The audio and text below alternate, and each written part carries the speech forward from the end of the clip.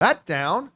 Let's move on to this, shall we? Paris, what do we got up next? All right, well, a few weeks ago, if you guys remember, John made a case why he believes San Diego Comic-Con should be moved out of San Diego into another location like Las Vegas. Apparently, some of the executive leaders at the San Diego Convention Center saw John's editorial and invited him to meet with the convention center leadership this past weekend at Comic-Con to discuss his concerns. So, John, what did you guys talk about, and were they able to change your mind about moving Comic-Con?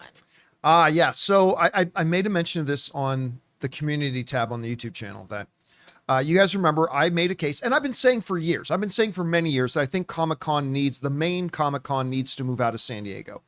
Not because I don't love San Diego. I love San Diego. Ann and I go to San Diego several times a year just so we can hang out there for a weekend, stuff like that. I love the town.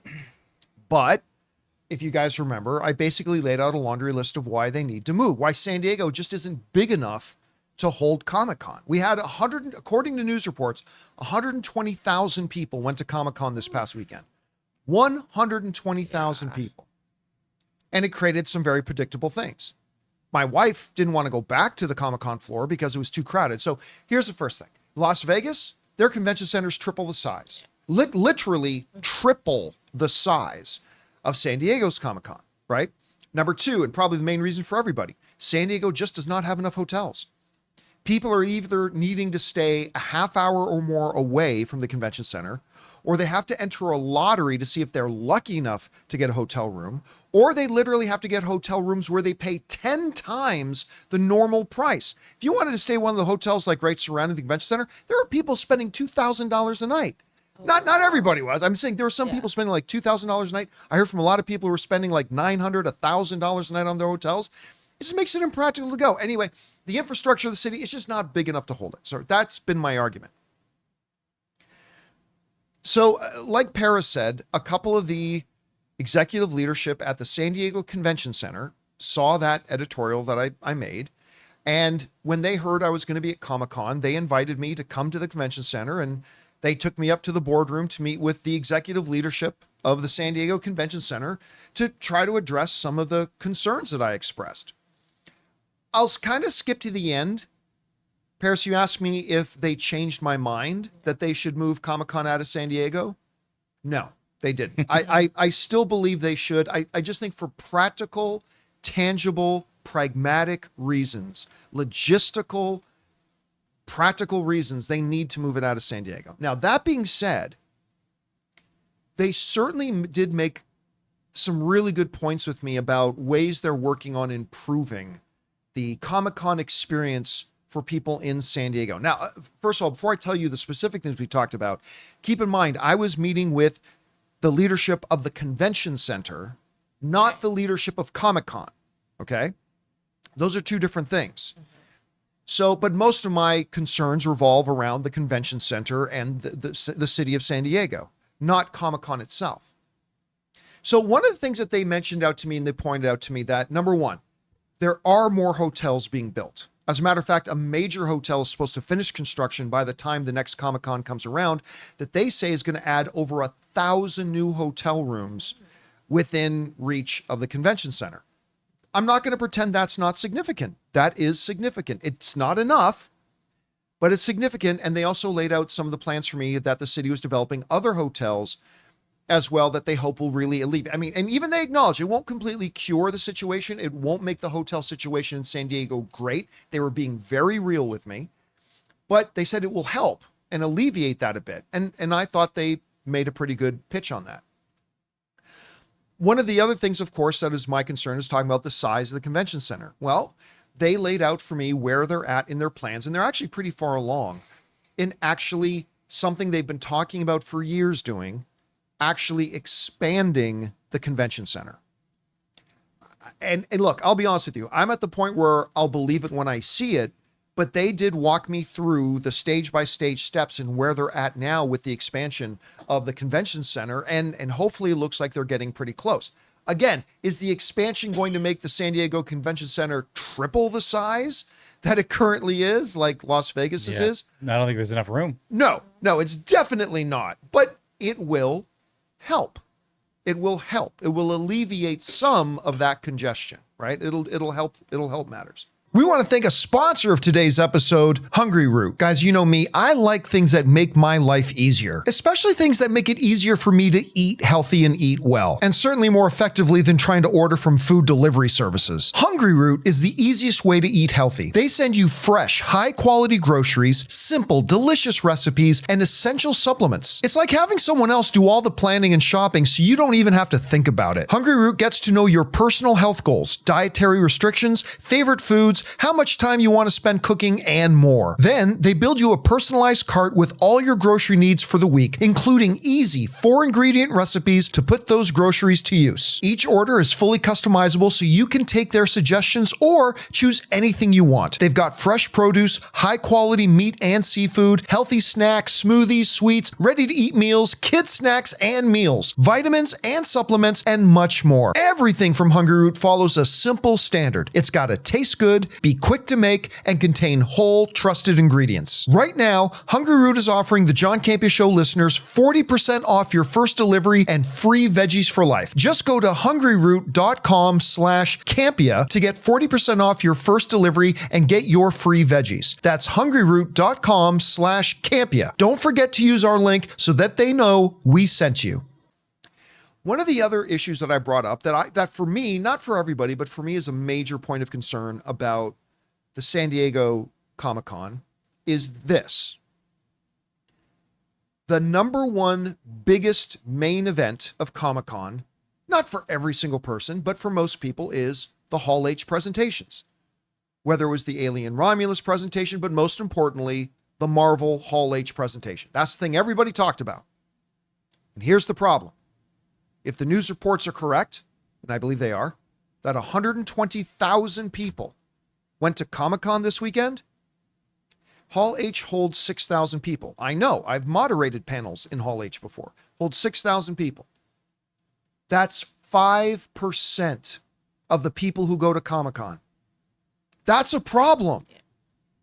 When the number one main draw and the main highlight of the convention that weekend is something that literally only 5% of the people attending can even get into, that's a problem. That's a really big problem. That 95% of the people who go will not have the opportunity to go into Hall H and watch the big main event thing, right?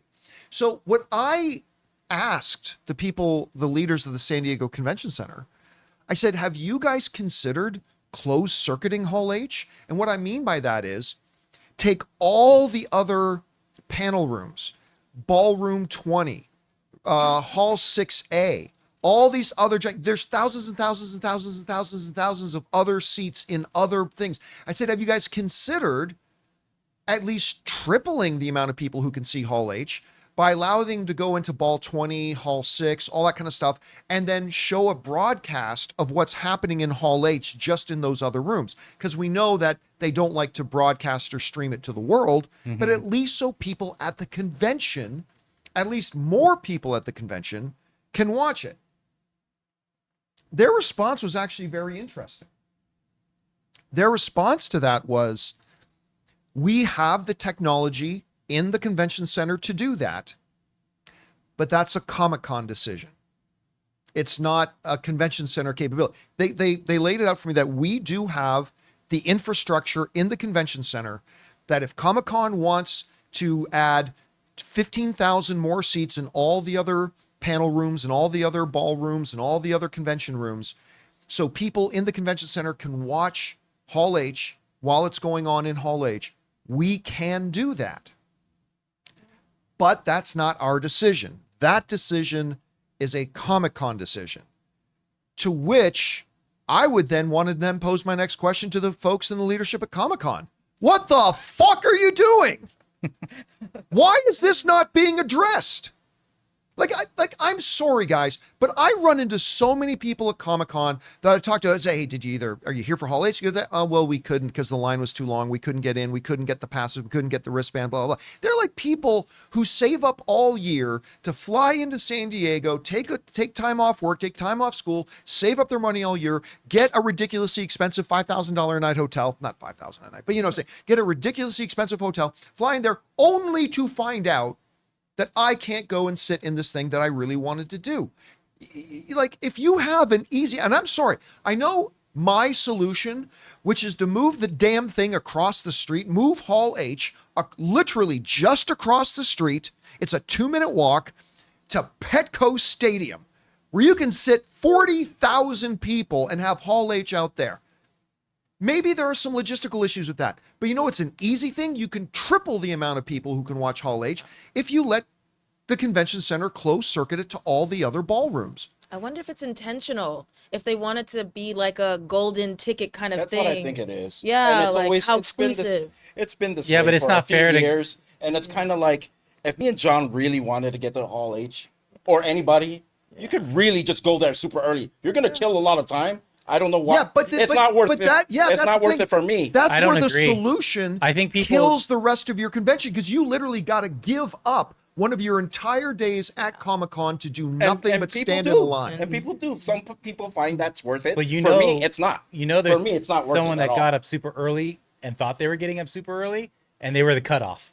Oh no. Someone's way. got to be the cutoff. That's the way. I mean, So, I even mean, with these you know. drawings for like let's say the exclusives inside, I know. you wake up but- early. Sometimes you just don't get it. You try again next year. But It's you just- literally, but the Because- math is set up to guarantee that no matter what you do, the guarantee is 95% of the people who go will Yeah. not have the opportunity to go in. 95%. When it's 95% to 5%, that's not if you really want to get in, you can, because then the option, like I said, sure, you can do that, but the cost is you have to give up an entire day at the convention. It's one thing if Hall H was a free event to the public. Hey, if you want to go camp in line for 3 days.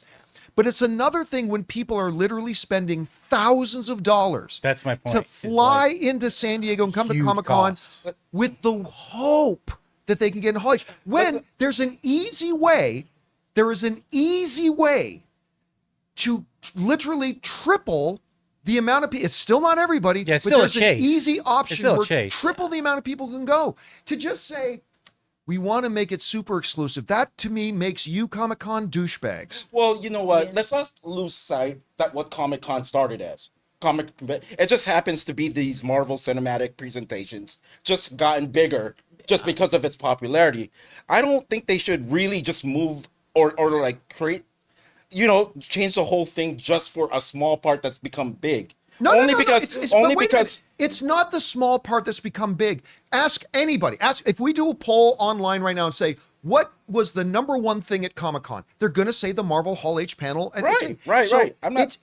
We're not saying we're not saying get rid of everything else. We're saying for that 1 hour, that Marvel Hall H, or like 2 or 3 times during the convention, book all the panel rooms, so people who want to see Hall H, which is the number one thing people want to see, make it so they can see it if 'cause they it would want, still be- because they paid thousands of dollars to come Yeah. to your and thing. it would still be a chase, but I agree with you. It still makes that, like, I agree with, like, I get that, but you can make it like 15 to 20% of the population versus 5. Like, that's a Right. huge thing that Yeah. people don't, or I understand that too, the chase, but you need to make it clear on your website.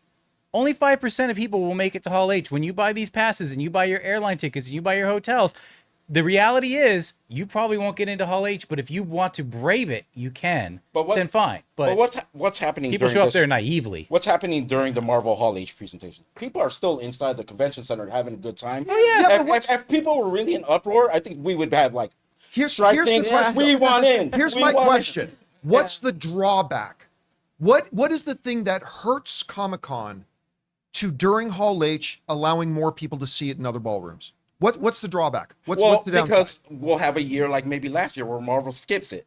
You know what I mean? Well, then you don't have to have can't- closed circuit. You Yeah. can't, I That- just don't that- believe in modifying a event that's been like it, the way it is for years, just for if they keep it exclusive, if we really wanted to go, we're gonna have to camp out 3 days early. That's all. But that now you're telling people coming who spent thousands of dollars to come that if you want the highlight of our thing, you have to give up everything else at Comic-Con to only do that.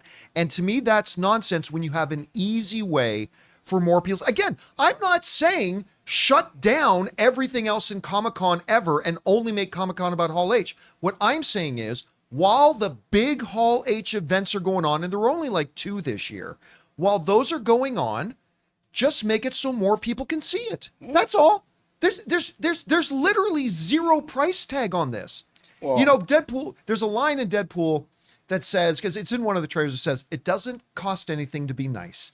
It's not costing them anything to say, hey, for that 1 hour, book out ballroom 20 in room 6 so more people can see the convention. We're not changing anything. We're just doing an easy thing to allow more people to see it who paid, again, thousands of fucking dollars to come to San Diego. Let them go to some panels in the day and come to Hall H. keep in mind, the people who spend thousands of dollars and not know for sure if they can go to all age, I think you need to not take that gamble every year. I mean, I'm just But saying. again, Like, now we're- but better now- luck next but- year. But Ray, now you're blaming the victims. No, like I'm you're not saying it's blaming it. your I'm not problem. trying to make this. I just feel if you want to go, you can really go, and you just have to sacrifice things, right? And that's the way it's Right. been, And and if that's there the way was it's no always. other option to make it better, I would agree. But there are easy options available to make it And it would better still be a chase for because you're only like people going. 15-20% of the population. Of Well, I mean, they did Comic-Con. show like except the footage on YouTube, like right after it was Yeah. it was there. I mean, we do get to do that, and this footage, a lot of it, we eventually get to see. It's just who sees Eventually, it yes. first. Who sees it first? Again, How I'm important not is that? making the argument. I'm not making the argument that they should live stream Hall H to Nah. the world. I'm not saying that. I'm just saying for people who are attending Comic-Con, who bought passes, who entered the lotteries and bought hotel rooms and all that kind of stuff. I'm just saying for those people who are at Comic-Con and paid to be there, let more of them see it. I'm not saying stream it to the world. I'm not saying don't make it exclusive. I'm just saying let the people who actually came to Comic-Con see it. That's all I'm saying. Anyway, guys, the question is for you. What do you think about this? I think the people at the convention center made a good argument to me about how they are working to improve the situation. I still don't think it's enough, and I think they should still move out of San Diego, but I'm very encouraged to see what the people in San Diego, particularly at the convention center, are doing to trying to make the experience better for the people who go. Whatever you guys think, jump down into the comment section below and let us know your thoughts. Hey guys, thanks so much for watching this video. Make sure you like the video, leave a comment, and subscribe to our channel. And don't forget, we have a daily podcast called the John Campea Show podcast, available on Apple Podcasts, Spotify, or your favorite podcasting app of choice. Go and subscribe to it today so it'll be there when you need it.